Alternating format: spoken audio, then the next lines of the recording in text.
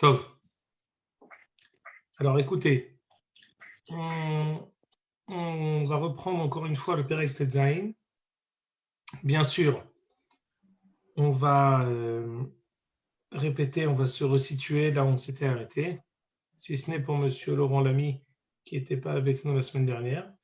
Mais même Non, mais pour je viens d'écouter le cours là, donc il est tout frais dans ma tête là. Hazak Ubar Kol HaKavod. Je vais te dire une chose, j'apprécie beaucoup le sérieux. Quand c'est un cours suivi, c'est très important et Kol HaKavod de rattraper parce que ça nous permet de pouvoir continuer à construire sur ce qu'on a déjà construit. Donc Hazak Ubar. Alors, juste une petite précision. Je ne suis pas vraiment host comme Jérémy Halimi. Voilà. Donc, je ne peux pas vous mettre en mute. Donc, je compte sur tout le monde pour se mettre en mute pendant que le Rav parle. Merci. Merci. Donc, disais-je, la semaine dernière, on a commencé à parler de la destitution de Shaoul et du fait qu'on sacre David roi. On avait parlé sur le fait que Shmuel, lorsque Akadosh Baruch Hu lui demande d'aller oindre David, il est sceptique, il est hésitant et il a eu peur. J'essaie d'expliquer exactement dans quelle mesure il a eu peur. Est-ce que sa peur était justifiée? Est-ce que c'était en fait une manière pour lui de se défiler parce qu'il ne voulait pas? Il voulait en fait continuer à essayer de préserver la malchoute de Shaoul. Quoi qu'il en soit, on avait dit aussi l'explication du natif que Shmuel avait perdu de son statut et de sa madriga. Donc quelqu'un qui a la madriga de Shmuel, rien ne peut lui arriver. Il est à l'image de Ben Levi, autant du Het Haïgel, qui n'avait peur de rien et qui était prêt à se mettre en péril, à mettre leur vie en péril pour pouvoir tuer les fauteurs, même s'ils se mettaient directement en danger, ils n'ont pas du tout hésité à le faire. Mais Shmuel, qui a été en deuil de la malchoute de Shaoul, alors il a perdu un peu de son statut. C'est ce qu'on avait expliqué, l'essentiel de notre étude la dernière fois. On a quand même eu l'occasion de pouvoir dire que Shmuel, qui a été envoyé par Kadosh Baruch Hu, va aller dans la maison de Ishaï, et là-bas il va trouver beaucoup d'enfants, entre autres l'aîné qui s'appelle Eliav. Et on avait aussi mis le doigt sur le fait que Eliav potentiellement était un roi. Il était roi potentiel. Mais Zédavar Shehu, Hashuv Beyoter, on voit que la lignée de David, elle commence à Ishaï.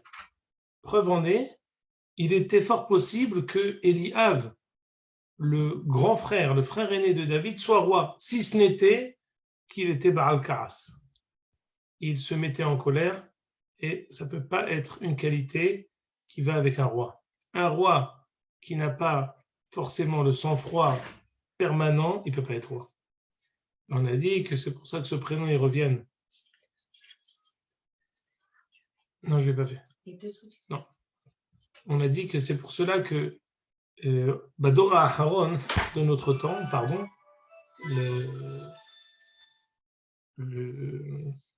pardon, je vais éteindre mon portable parce qu'on ne va pas s'en sortir avec tous les... Voilà, excusez-moi. Que Dora Aharon, ce prénom, il revient. Le prénom Eliav, il revient. Pourquoi?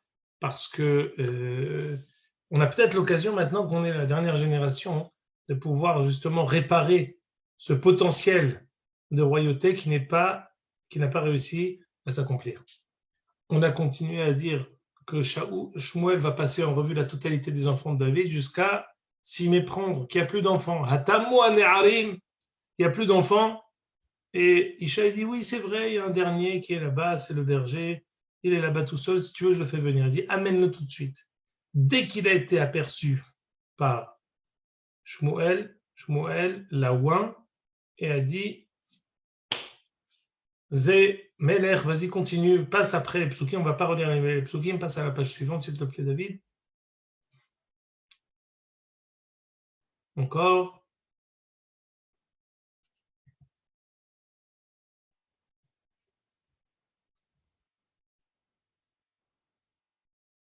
Encore un autre.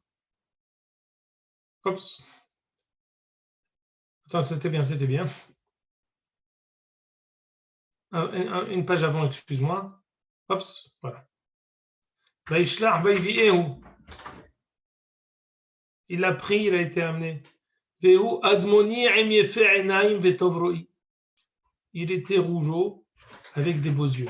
On avait dit que la raison pour laquelle Shmuel avait été sceptique sur la possibilité de David d'être roi, c'est parce qu'il était rougeau comme Esav, hasbe shalom. On dit à propos de Esav, il est kullo ke'adderet se'ar et qu'il était admoni. Mais la différence, c'est que David, il était Emyefe Einaim. Il avait les beaux yeux du Sanhédrin. C'est quoi les beaux yeux du Sanhédrin? C'est la capacité de faire la guerre, admoni, mais la Kedusha, le roi HaKodesh, le bon œil, l'œil positif, l'œil favorable du Sanhédrin. Le Tov Ro'i. Yomer Hashem, Kum Meshacheu Kizehu. C'est lui. ויקח שמואל את קרן השמן וימשך אותו בקרב אחיו. תצלח רוח השם אל דוד מהיום ההוא ומעלה, ויקום שמואל וילך רמתה. On dit ici un passage très important. Le souffle divin va reposer sur David à partir de ce jour-là, et Shemuel va chez lui à Rama. Écoutez bien maintenant. Quasiment simultanément, ורוח השם שרה מעם שאול וביעטתו רוח רעה מאת השם. Comme si on avait dit, au même moment où le roi de David repose sur lui, à ce même moment, il y a comme une roi ra'a, on va essayer d'expliquer ça par le biais du Abrabanel, qui va reposer sur Shaoul. C'est quoi ce roi ra'a? Qu'est-ce que ça veut dire roi ra'a? Qu'est-ce que vous comprenez? Attendez! Il est encore roi. Ce qui s'est fait là maintenant entre David et Shmuel, ça s'est fait Behadre Hadarim, personne n'est au courant. Mais au même moment où David a eu ce roi Elohim, Shaoul a eu roi Ra'a. Regardez le prochain passage. Meva'itecha, il y a une sorte de roi Elohim Ra'a, Meva'itecha qui t'affole, qui te fait peur. יאמרנה אדוננו עבדיך לפניך יבקשו איש יודע מנגן בכינור להביא אותה נהר אלוהים רעה וניגן בידו וטוב לך. On va essayer de te trouver une personne qui joue d'un instrument, kinor, la harpe en fait, un instrument avec des cordes, et il va jouer venigen beyado vetov lach, ça va te faire du bien. J'ai une question à vous poser. De quoi s'agit-il? C'est quoi ce roi Ra'a dont il est question ici?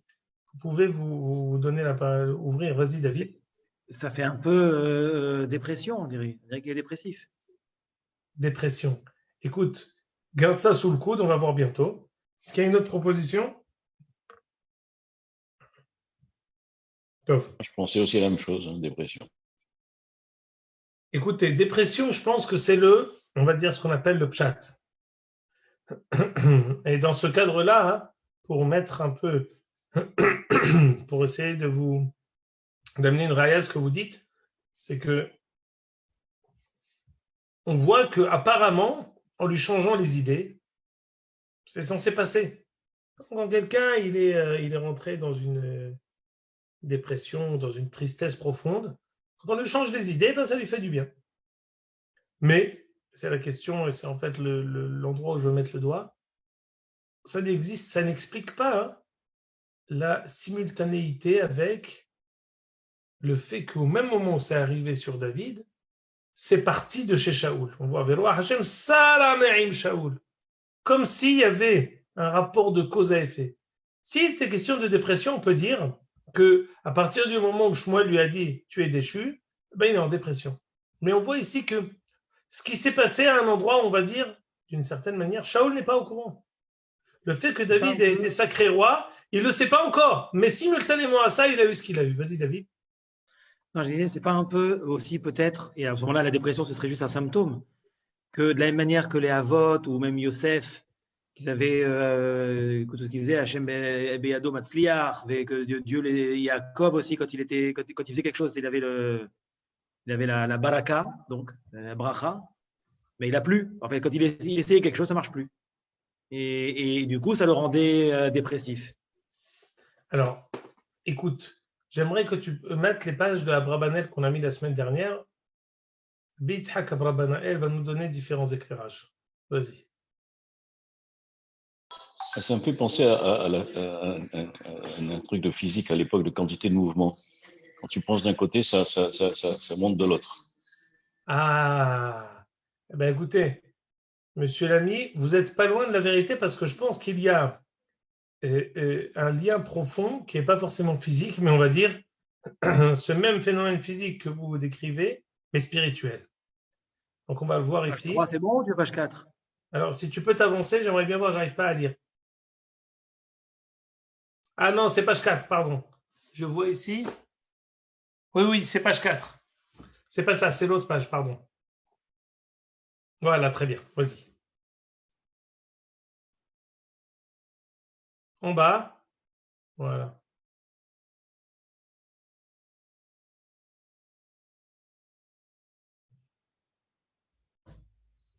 Voilà.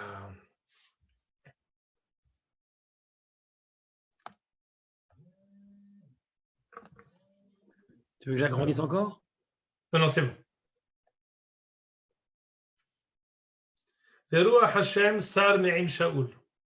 אברבנאל nous dit. יגיד הכתוב שמיד כאשר נמשח דוד למלך, מיד צלחה עליו רוח אלוהים קדישין, ומיד שרה רוח השם מעם שאול. והייתה אצלי הסיבה בזה לפי שלא היה זה רוח לבד רוח הגבורה שנמצא בגיבורים רבים יחד, היה רוח גודל הלב ורוח המשפט. כפי הראוי למלך ישראל בפרט, ואז היה בלתי אפשר שימצא בשניהם יחד. écoutez ce qu'il dit ici. כמו שאומרים, אי אפשר לשני מלכים בכתר אחד. Comme si on dit, on ne peut pas avoir deux couronnes, deux rois pour une couronne.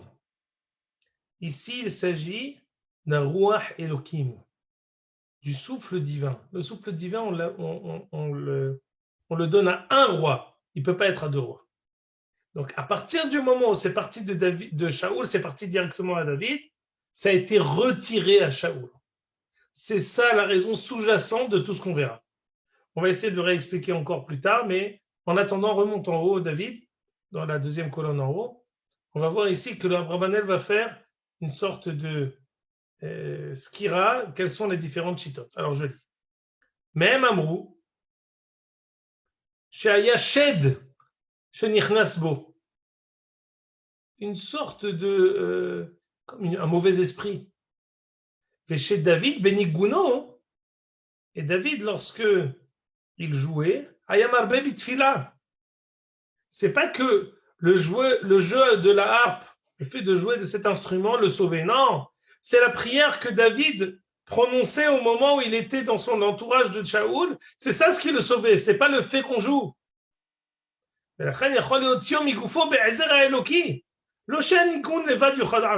Premier hidouche extraordinaire. Je pense que c'est inédit pour nous tous.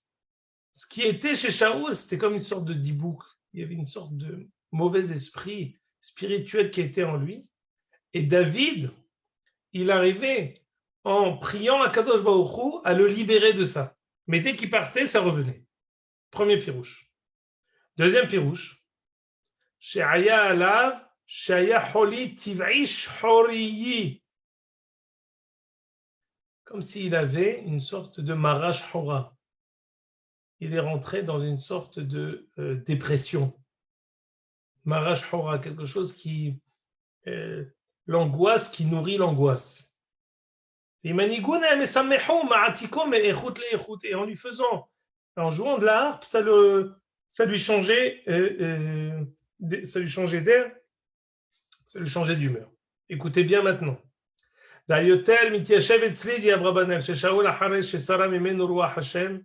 Après que le souffle divin l'ait quitté, l'onishar qui était anashim. C'est pas devenu maintenant comme ce que je vous ai dit dans le Sichot Moussar d'il y a deux shiurim. C'est pas de la royauté, il devient un monsieur lambda. Sevavuhu ballahu tuma hashavot ra'ot. Quand le roi Hachem l'a quitté, c'est pas comme si maintenant, alors il redevient un monsieur le kidam. Il peut pas redevenir le kidam. Il peut plus redevenir maintenant un monsieur lambda.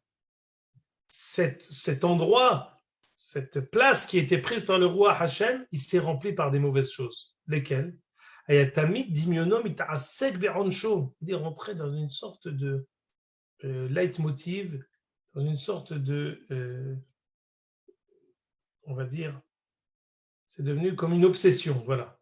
une obsession de qu'est-ce qui va lui arriver, de la punition qui va lui arriver. Erkara Hashem et Malchut Israël me'alav, ve'ech rucho atov sar me'alav, ומתוך זה נשרף דמו ונתערבו בו חולי, המלנכולי.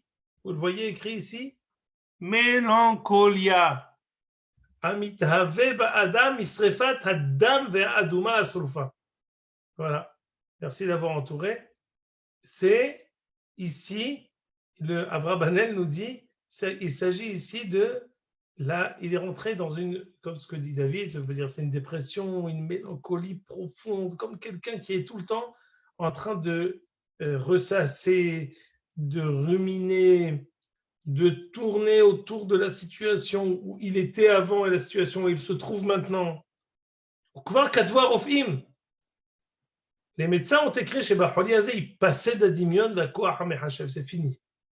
L'imagination, la possibilité de réfléchir, de s'ouvrir à d'autres horizons, il est retiré. Il va rentrer dans des angoisses. Il va être pris par des angoisses, des haradot profondes. Comme si quelqu'un est dans l'obscurité, il rentre dans une angoisse. Asherlo Av vegas ou bilti bahir.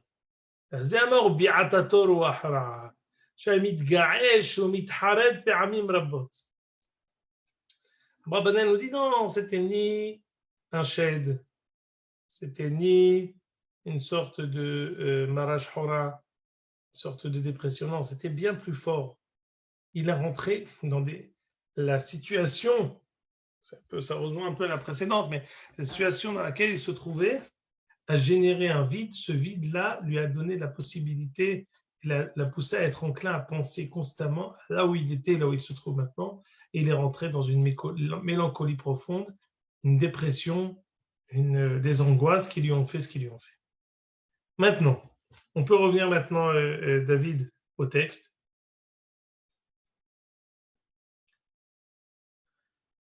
J'aimerais m'arrêter sur deux points pour essayer d'expliquer ça et voir comment, ici, il ne s'agit pas seulement de Hasve Shalom politique, que si quelqu'un était président, il n'est plus président. Il s'agit ici de Ruach Elohim, du souffle divin qui repose ou pas sur le roi. Alors, d'abord, j'aimerais qu'on lit encore quelques psukim et on va pouvoir ensuite donner des rayot à ce qu'on vient de dire, que le Yesod ici, c'est le choix, comme ce qu'a dit Monsieur Lamy. Le choix de Akadosh Baruch Hu, c'est lui qui donne la possibilité d'être roi. Et à partir du moment où ça lui est retiré, comme un phénomène physique, quand ça se trouve chez Shaoul, il n'y a rien chez David. Quand c'est retiré de chez Shaoul, quand c'est attribué à David, il n'y a plus rien chez Shaoul. C'est une sorte de quantité spirituelle, et c'est bien sûr quelque chose de qualitatif, de Ashra'at Shechina, du souffle de la Kadosh Baruch Hu qui repose en son Behir Hashem, la personne qu'il a choisi, son élu, et c'est ça ce qui lui donne, comme ce qu'a dit aussi David, la bracha, la hatzlaha, la possibilité de mener à bien toutes les missions qu'il va avoir. En attendant, on va voir la pied à l'étrier de David qui apparaît ici en tant que, on va dire, acteur dans le palais du roi, mais Shaoul est roi et David est roi, Behadre Hadarim, mais il va être autour de David, de Shaoul. Alors on va voir. Yomarna, donnez-nous avadecha lefanecha, yavakshu ish yodea menagen bakinor. Il faut qu'on trouve quelqu'un qui a pouvoir jouer de l'art. Vayomer Shaoul el-avada vreon ali, shmetiv lenagen, vavitem elai. Vaviotem elai. Inachinami, amenez-moi quelqu'un. Écoutez bien, c'est très important. Vaya'an ehad me'an ne'arim, qui il est? Il y a ici un jeune homme qui se trouve dans le palais de Shaoul, qui commence à ouvrir la bouche. Qui il est? Ehad me'an ne'arim. Dit Rashi, meyuhad shebahem doeg adomi. Aïe, aïe, aïe. Doeg adomi, encore une fois, apparaît. C'est lui qui va désigner David. Écoutez bien. On va voir, quand on rencontrera Doeg Adomi d'une manière frontale, on reprendra toutes les interventions de Doeg Adomi depuis le début du livre. Il était apparu aussi au temps de Milchemet Shaoul contre Amalek, il apparaît encore une fois ici pour désigner David, et on verra où c'est que ça va l'amener. Je connais un jeune enfant dans la tribu de Ishaï Bet al-Lahmi, il est brillant, il est vaillant. Ishmil Hama, c'est un guerrier. Unvon Davar, vas-y. Ve'ishtoar, Vashem Imo. Très très grave ce qu'il a fait ici, Doeg. D'une certaine manière, il a dit à Shaoul toutes les qualités qu'il a, que Shaoul a déjà, il les a désignées pour David, il a rajouté une autre. Vashem Imo. She'alacha kemoto bechol makom. C'est quoi Vashem Imo? Vashem Imo? Ma? Il y a quelqu'un qui a Kadosh Baruch Hu avec lui autre que le roi? Ne vous trompez pas. N'oublions pas que maintenant, Shaoul n'est pas encore au courant que David a été oint. Ham Israël n'est pas au courant. Le seul qui est au courant, c'est Shmuel, à la rigueur, le père de David et ses frères. Pas plus. C'est possible que même les frères de David ne soient pas au courant, comme on le verra plus tard. Le seul qui est au courant, c'est Shmuel. Et qu'est-ce qui va se passer?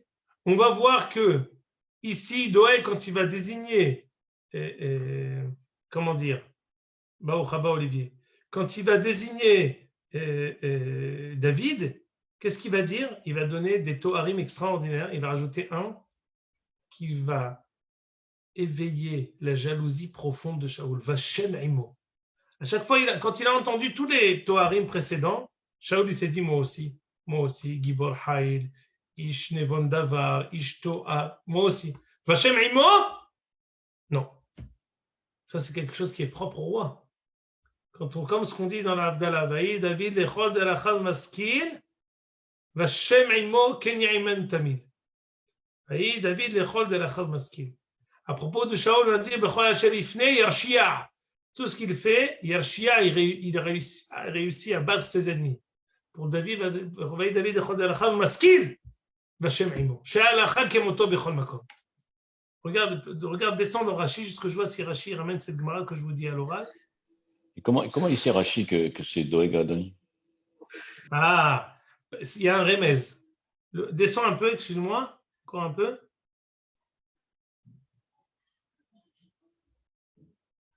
Non, il n'y a pas de Rashi. Parce qu'il y a marqué Ehad me'an ne'arim. C'est-à-dire quoi Ehad me'an ne'arim? Dit Vayomer Hana'ar. Ehad me'an ne'arim, ça veut dire que c'était un qui sortait du lot. Il y en a un qui sortait du lot. Quand il va apparaître pour la prochaine fois, Doeg, on sait qu'il était Av-Beddin de la Malchoute de Shaoul. Donc, ce n'était pas un monsieur lambda. C'était le Gaon ad-Dor. C'était lui, le Rabbi Ovadia al-Shalom du Dor. Hasbe Shalom al-Mavdi ben Kodesh Tehol, parce qu'on sait que Doeg et Adomi, en lo halek le'olam haba. Mais au début, Doeg et Adomi, c'était le Gdol ad-Dor. Alors, repart un peu en haut. Voilà. Et on dit que lorsque Doeg, qui était censé aider Shaoul en disant ça, au contraire, il a attisé une jalousie profonde contre lui. Et David bincha Asher Vatson. Attendez juste, je bouge le zoom, pardon. Shaoul demande, amène-moi ton fils David. Bien sûr, Ishaï qui n'est pas au courant que son fils a été oint, il envoie à Shaoul, le roi, on appelle son fils, c'est qu'on n'envoie pas le fils sans des cadeaux pour le roi, c'est un honneur qu'on soit appelé par le roi. Il lui envoie l'echem, du pain, du vin, Gedi Izim.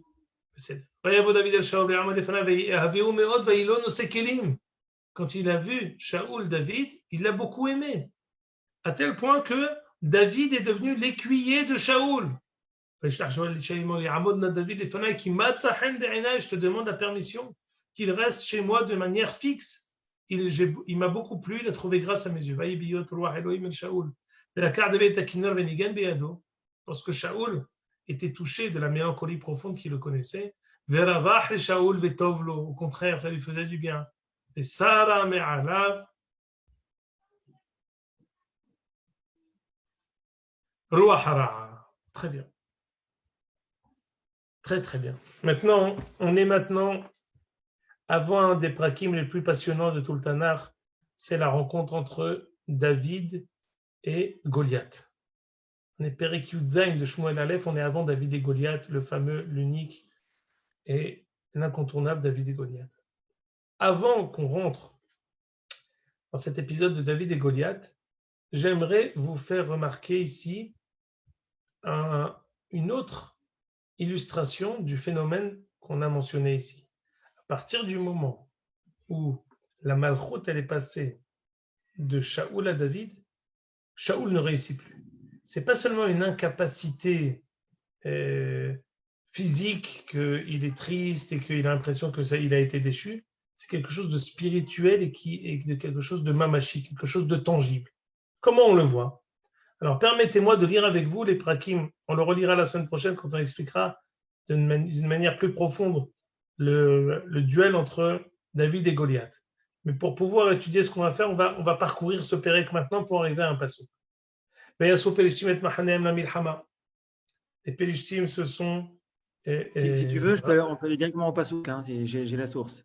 Oui, non, mais juste, on va le lire pour pouvoir être dans le contexte. Les Pélishtim arrivent. Les Pélishtim viennent pour se battre contre nous. Shaoul arrive pour pouvoir leur répondre. Chacun d'un côté de la montagne et au milieu il y a la plaine. Il y a un géant qui sort de 3 mètres de haut qui s'appelle Goliath.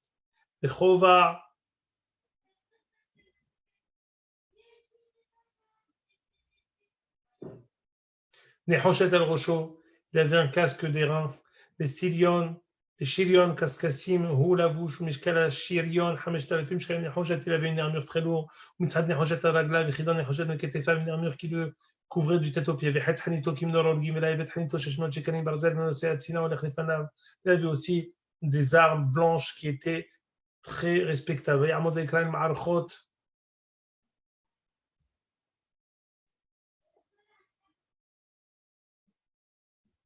Israël, pourquoi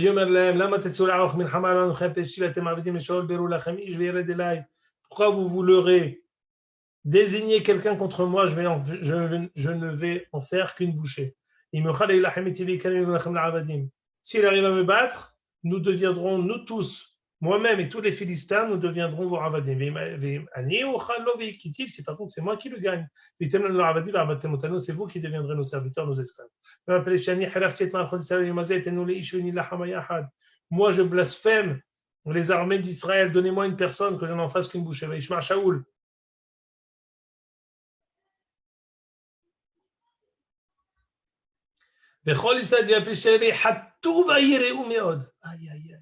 Ils ont très peur. Quoi? Une personne nous fait peur. Shaoul et le peuple, tout le monde a peur, même Shaoul. Le même Shaoul qui n'a fait qu'une bouchée des Philistins au début du livre, maintenant il a peur. Qu'est-ce que ça veut dire? Pourquoi il a peur? Qu'est-ce qui s'est passé? Par contre, David, il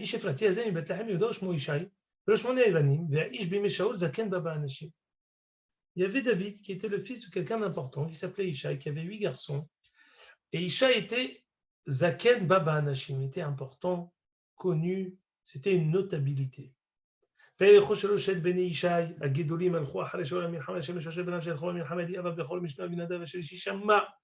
3 enfants de Ishaï qui viennent pour faire la guerre. C'était des guerriers et ils étaient prêts, ils se sont proposés pour pouvoir faire la guerre avec Shaoul.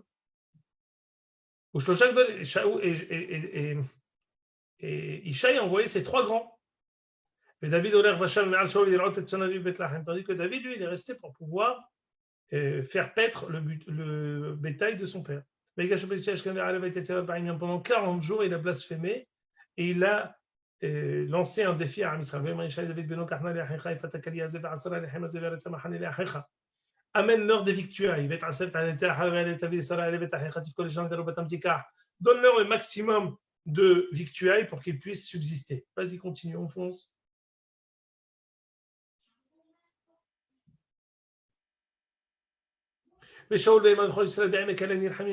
Pendant que la guerre est prononcé entre Israël et les Philistins.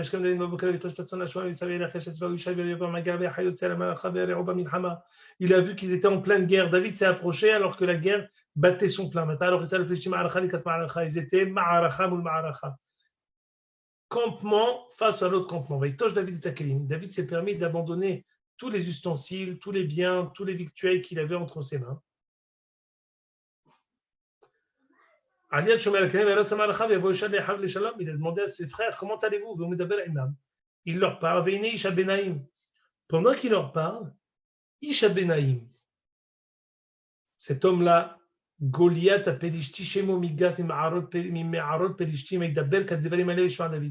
il a entendu le rugissement. David a entendu le rugissement de Goliath.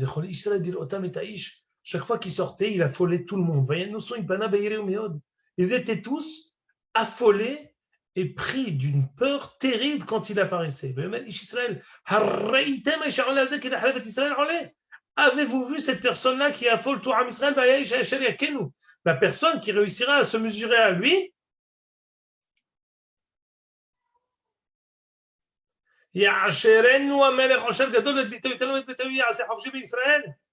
d'abord le roi l'enrichira, ensuite il lui attribuera sa fille, et également il rendra la maison de son père exempt de tout impôt.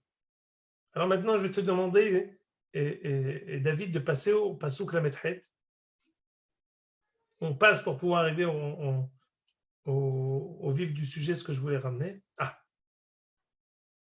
David, on a sauté une dizaine de psukim, David s'est proposé, il a dit, moi je veux faire la guerre, moi je suis prêt. Il a dit, mais qui tu es toi? Tu es chétif, tu es petit, tu es le plus petit de la famille de Ishaï, pour qui tu te prends? Qu'est-ce qui se passe? Shaoul et David Maddav. Shaoul a mis son armure sur David. Venatan Kovan et Hoshet el-Roshov et Albeshoto Shirion. ויחגור דוד את חרבו מעל למדיו ויואל ללכת כי לא ניסה במדי לשאול לא אוכל ללכת באלה כי לא ניסיתי ויסלם דוד מעל. Regarde Rashi ici, descends s'il te plaît.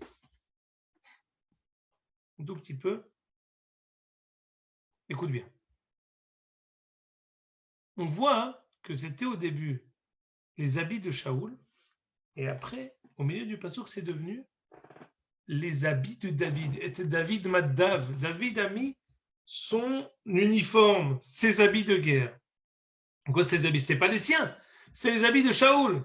Dit ici Rashi, Nefrou liyot kemidat David.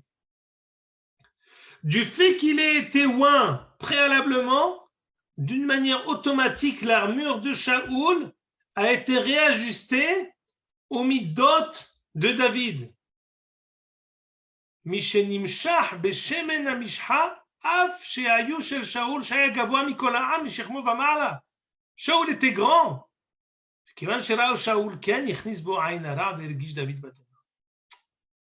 a eu ici le fait qu'il ait été ça a fait que d'une manière instinctive, naturelle, automatique, l'armure de Shaoul, qui était 5 fois la taille de David, elle est devenue maintenant automatiquement à la taille de David.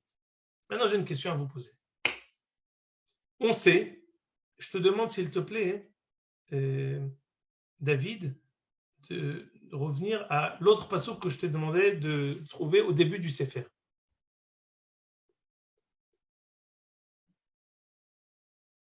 Magnifique. On sait qu'au début du livre, l'Arche Sainte a été capturée par les Philistins. Et le fait qu'elle ait été capturée, ça correspond au moment où Eli Cohen est mort. Il est tombé sur la colonne vertébrale, il est mort. Mais il y a quelqu'un qui est venu pour raconter ce qui s'est passé. Il y a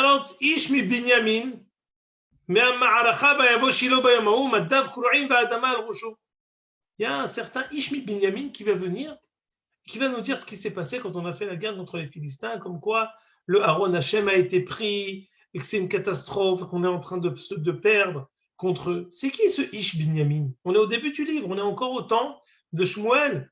Shaoul n'a pas encore émergé, Am Israël n'a pas encore demandé un roi. C'est qui ce Ishmi Binyamin? Regarde ce que dit Rashi, Pasuk Yudbet. Regardez Rashi. Ze haya Shaoul שחטף את הלוחות מיד גוליית וברח לו. Shaoul, au début du livre, il était tellement vaillant qu'il s'est mesuré à Goliath. Il lui a arraché les tables de la loi qui étaient dans l'arche sainte et il est reparti. Regardez encore une fois. Ishmi Binyamin Zéaya Shaoul Shehataf et Alouhot Miyad Goliath. Il y a déjà eu un affrontement entre Goliath et Shaoul. Cet affrontement, il a déjà eu lieu. Qui a gagné? Shaoul. Shaoul a réussi à lui tirer les tables de la loi qui étaient dans le Haron que Goliath a voulu prendre lorsqu'il a réussi à capturer l'arche sainte. Il a réussi à lui arracher. Alors, j'ai une question à vous poser. Pourquoi, lorsque maintenant Goliath y crie, Shaoul vechol ha'am imo vayehattu me'ot, tout le monde a peur. Pourquoi ils ont peur? Ribono shel olam. Et le seul qui n'a pas peur, c'est David. Vous comprenez très bien la réponse. La réponse est ce qu'on essaye d'étudier et d'expliquer maintenant. Le passage du pouvoir, la passation de pouvoir qui s'est faite entre Shaoul et David, même si elle a été faite envers Shaoul d'une manière inconsciente. Shaoul ne le sait pas. Ça s'est fait behadre hadarim. On en voit directement les conséquences. Shaoul a peur. Shaoul a ruach ra'a. Le seul qui arrive à lui faire passer, c'est David. Celui qui est vaillant, qui n'a peur de personne, c'est David. L'armure de Shaoul va d'une manière naturelle à David. Elle est redevenue aux mesures de David. Shaoul, qui n'avait pas peur de Goliath au début du livre, il a maintenant peur de lui. Et maintenant, je vais vous proposer un nouveau pshat. Pourquoi David réussit à soulager Shaoul? Vous savez pourquoi? Pas parce qu'il lui joue de la harpe. Parce que quand il est dans la proximité de David, il ressent ce même rouah qui était le sien, qui était pour lui ce qui le remplissait, ce qui lui donnait toute cette force et toute cette otma. Pourquoi David Hain be'en Shaoul? La proximité de Shaoul, c'est qu'il sentait cette otma. Shaoul sentait cette force spirituelle. Quand elle était dans sa proximité, ça lui faisait du bien. C'était pas le Kinor. Le Kinor, c'était juste un prétexte pour pouvoir amener David. La vraie raison du soulagement de Shaoul, c'est la présence de David. Le fait que ce souffle divin qui était le sien, qui était celui qui lui donnait toute sa force, Shaoul, c'est ça ce qui réussissait à le soulager. À chaque fois qu'il voit David, il est soulagé. C'est ce souffle-là qui le soulageait. Magnifique. Et c'est à quel moment qu'il devient jaloux? Dès le début, ou il a fallu que. C'est quoi le truc déclencheur? Parce que si, quand il rentre dans la pièce, il se rend compte qu'il y a un souffle divin, il n'aurait pas pu commencer à être jaloux à ce moment-là? Là, on voit déjà, il y a 3 shlavim qui vont commencer à générer cette jalousie. D'abord, le fait que c'est lui qui va venir pour le soulager. Bon, c'est inconscient, il n'en est pas encore conscient. D'ailleurs, au début, il en est même reconnaissant. Deuxièmement, la manière dont Doeg décrit David. Il décrit des midot que même Shaoul n'a pas. Mais c'est encore inconscient, parce qu'on n'est pas encore au courant de ce qui va arriver avec David. La troisième, lorsque David réussit quelque chose que Shaoul n'est pas capable de faire, de se mesurer à Goliath. Attention, c'est pas fini. On sait que celui qui va réussir à couper la tête de Goliath, il va se marier avec la fille de Shaoul. Il va devenir son hatan. David va être le hatan de Shaoul. Il va se marier avec la fille de Shaoul. Il va être dans la famille. Il va être dans le palais royal. Ça va se passer. Il y a comme un besoin profond de Shaoul d'avoir David dans sa proximité. Mais la question, c'est comment on va réussir à gérer cette proximité. Cette proximité, elle peut être positive, elle peut générer le bien ou elle peut polluer. Elle peut être nocive. Et ça, c'est ce qu'on a essayé d'expliquer depuis le début du livre. Idéalement, Shaoul et David, ou plus exactement David et Jonathan, auraient pu coexister. Et c'est pour ça que inconsciemment, ils vont se chercher. Ils vont se chercher parce qu'ils ont quelque chose à se compléter l'un de l'autre. Mais ils n'arrivent pas à mener à bien cette coexistence, cette alliance, cette possibilité de pouvoir mener à bien un même projet. C'est Dergamo. C'est ce que je voulais étudier pour aujourd'hui. Excuse-moi, Shimon, le problème, il est chez Non, Shaoul, vas-y, avec chez plaisir. David ou chez les deux? Non, le problème, il est chez Shaoul. David, on va voir que Ils n'arrivent pas à jusqu'ici. coexister, ils n'arrivent pas à se mettre ensemble. Bah oui, ça me fait sourire parce que avant que j'arrive, j'étais en train de venir, j'écoutais la radio et j'ai écouté le discours de notre Premier ministre Benjamin Netanyahou qui disait « Moi, je suis gentil, moi, je suis prêt à tout. Celui qui m'empêche de pouvoir tout mener à bien, c'est mon choutaf qui est un mauvais choutaf. Ce n'est pas un choutaf qui veut la hardout, c'est un choutaf qui veut le piloug. Alors, Amavdil ben Kodesh Lehol, Amavdil Elef Alfe Avdalot, parce que nous asukim be Kedoshé Elyon, David et Shaoul étaient des Kedoshé Elyon, de Moussariout, de Tov, de Torah, de Gemilut Hasadim, de Da'at Hashem. Mais pour pouvoir avoir une association, il faut être deux alliés. Si moi je m'associe avec toi, et toi tu es associé avec moi, mais tu ne veux pas composer, tu ne veux pas participer à cette association, impossible. C'est comme pour le Shlom Bayit. À chaque fois qu'on vient me voir pour le Shlom Bayit, je dis, mais lui ou elle veut ou il n'y a que toi qui veux? Il dit non, lui, il ne veut pas.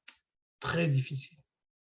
Pour pouvoir réussir quelque chose, là, il faut que les deux, ils veulent. Et c'est même pas sûr qu'on puisse réussir. Même quand les deux, ils veulent, c'est pas sûr. Alors quand il n'y en a qu'un et l'autre, il dit non, oublie-moi, c'est du domaine de l'impossible. Ce qu'il faut, c'est réussir à ramener le deuxième à vouloir, et à ce moment-là, on pourra discuter. En tout cas, ici, Shaoul, il n'est pas encore au courant que David, il va être pour lui nocif. Il va le comprendre au fur et à mesure, et Doeg, au fur et à mesure, il va donner des zrikotes d'excitation. Au fur et à mesure où on va continuer, Doeg, il va être là constamment pour chauffer. Et c'est lui qui va réussir à mener la jalousie à son summum, à son paroxysme. En attendant, le sujet qu'on a étudié aujourd'hui, c'est un phénomène spirituel très profond qui dit que la Malchut Israël, c'est une force spirituelle. Avant d'être une possibilité de pouvoir régir le pouvoir exécutif, c'est une force spirituelle. Et à ce titre, à partir du moment où elle est attribuée à quelqu'un d'autre, elle est retirée du détenteur précédent. Et c'est ça l'explication de tout ce pérec. C'est ça l'explication du mal-être de Shaoul, c'est ça l'explication de la réussite de David, et c'est ça l'explication du fait que la possibilité pour Shaoul de se sauver de ça, c'est la proximité avec David. Adkan, si vous avez des questions, je vous invite à poser des questions. C'est Bergamo. Merci beaucoup. Par contre, Bezrat Hashem, la semaine prochaine, j'aimerais qu'on fasse, tu pourras annoncer David, que la semaine prochaine, c'est David et Goliath. Avant Hanouka, Bezrat Hashem, on va faire David et Goliath, c'est un peu Hanouka. Rabbim be'ad me'atim, Psha'im be'ad tzaddikim, Utmeim be'ad teorim. Donc, en préparation avec la Gvura des Hashmonaïm, on va faire David et Goliath. Ce sera une préparation extraordinaire avant Hanouka qui sera jeudi soir. Je laisserai le soin à notre ami Jérémy Khalimi d'annoncer ce genre de. Moi, je ne fais pas d'annonce, moi. Je suis. Ah, merci. Mais à Klaïm. Alors, tu lui diras, s'il te plaît, David, parce que je ne suis pas sûr que moi je le vois ou que je l'entende. Ah ouais, si tu lui transmets. Hazak ou Baruch, Leitraot, il va certainement écouter le cours, Jérémy, donc il sera au courant. Hazak ou Baruch. Merci beaucoup, Leitraot. Merci beaucoup, Leitraot. Papa? Et moi, t'as pu entendre le Kaddish tout à l'heure et tout? Ouais, j'entendais que les Kaddish d'ailleurs. Le reste, j'entendais. Ah oui, parce qu'on est loin, on est dans la rue. Ouais. On l'entend pas. Nous, on l'entend à Artibourg, parce qu'on le voit, mais sinon. Ouais. J'entendais juste le Kaddish. Bon, ouais, c'est bien. Je ferai ça demain aussi. Alors, vous faites vers 4h30, c'est ça en fait? On fait Mincha 4h30. Ouais, je croyais que c'était 1h30. Avant, tu faisais 1h30 au bureau, non? Non, parce que comme ça, on enchaîne sur Arvit, en fait. Ouais, d'accord. Ok. Bon, allez, salut, parce que là, ça enregistre là, en plus. Donc, à plus. allez, salut.